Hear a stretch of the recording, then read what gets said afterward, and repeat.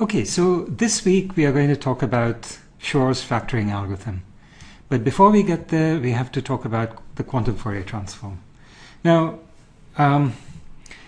this is a generalization of the Hadamard transform. In fact, the Hadamard transform is a special case of the quantum Fourier transform. It happens to be the Fourier transform when you restrict to the group of integers mod 2. So in this lecture, we are going to talk about the general Fourier transform mod n, which we'll call the quantum Fourier transform. Okay, so before we do that, we have to talk about the nth roots of unity, or or the primitive nth root of unity, which we'll denote by omega. So let's look at this figure. So we have the nth root of unity satisfies this equation. Omega to the n is 1. So there are n roots of this equation. And the n roots of this equation are complex numbers. And they're of the form omega is e to the 2 pi I over n. So for example, if n was 5, then this would be omega. It's in the complex plane where this is the real axis, that's the imaginary axis. Well, then this angle is 2 pi divided by 5, so this is the fifth root of unity. And then, of course, omega to the j would just be e to the 2 pi j times I over n, where I, of course, is the square root of minus 1. Right? It's the basic imaginary number. And now you can see that the fifth roots of unity are just omega, omega squared, omega cubed, omega to the fourth, and 1. Okay, so for example, well, omega is the fifth root of unity because when as you raise it to the fifth power, you just keep multiplying this angle by 2, 3, 4, and 5.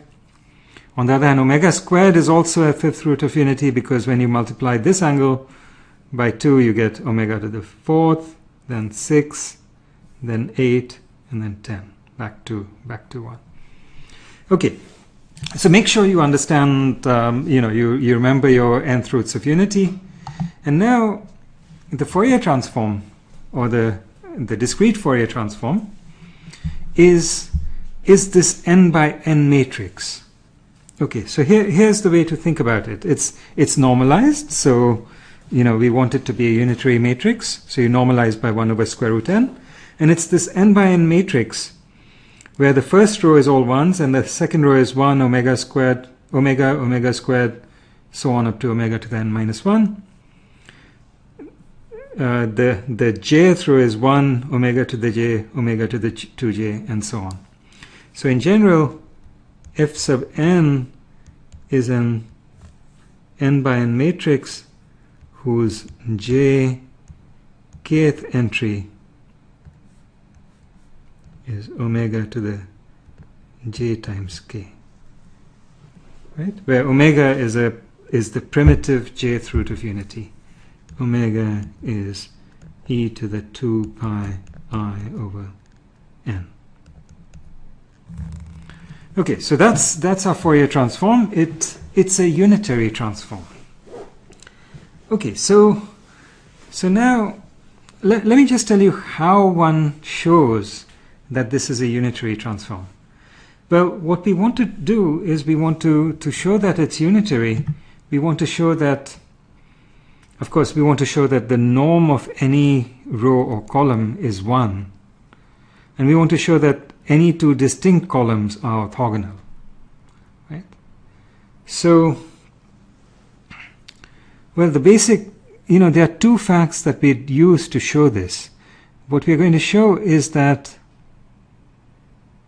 well, 1 over n times 1 plus omega to the j plus omega to the 2j plus omega to the n minus 1 times j.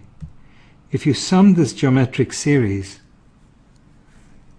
what you get is, okay, so this summation is equal to 1 if j equal to 0, and 0 if j is anywhere between 1 and n minus 1.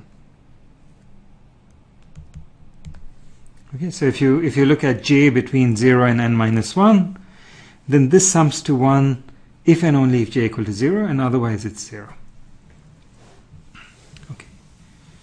How would you do this? Well, you can sum a geometric series. So just try summing this geometric series, and this is what you'll get. Okay. You just use the formula for geometric series. But now I claim the following two things are true. If you take the inner product of a row with itself, or a column with itself, so when you write up the inner product, you'll get the sum of n terms, and they'll be of the form 1 plus omega to the 0 plus omega to the 0 plus so on, 2 omega to the 2 times 0 and so on. And so you'll get 1 altogether. On the other hand, if you take two distinct columns, then you'll get the inner product is going to be a geometric series where j is not equal to 0. And so it'll, this inner product will turn out to be 0, and so that shows us that f sub n is unitary. Okay, so the rows and columns are orthonormal. They are orthogonal to each other, and they have unit norm.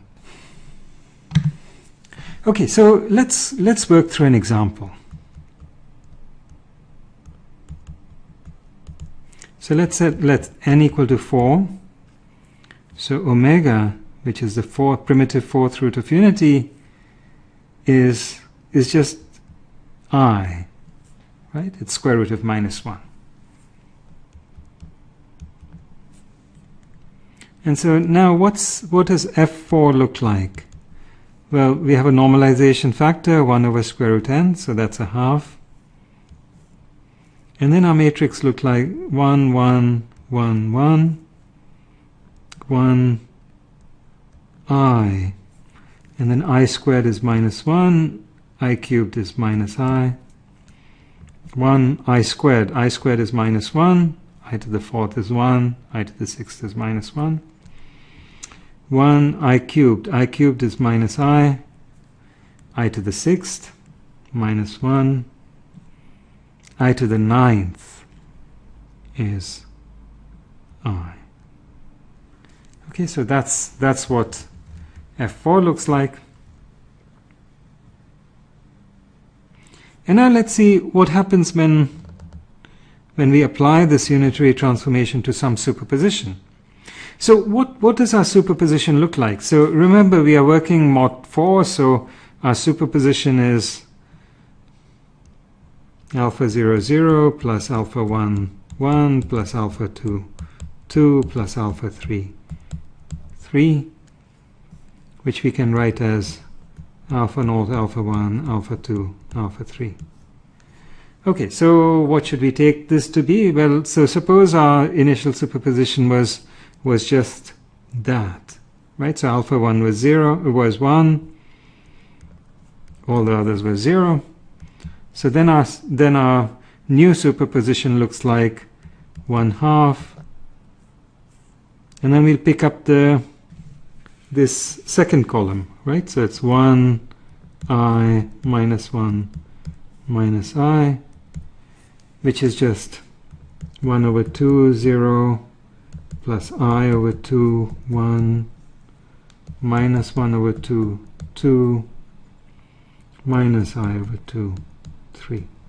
So we get a superposition of all the 4 numbers mod 4 with equal amplitudes except for phase, right? And the phase sort of distinguishes where we are at. Okay, so So you can see that the Fourier transform, the quantum Fourier transform looks a little bit like the Hadamard transform, except that the phases are more interesting now.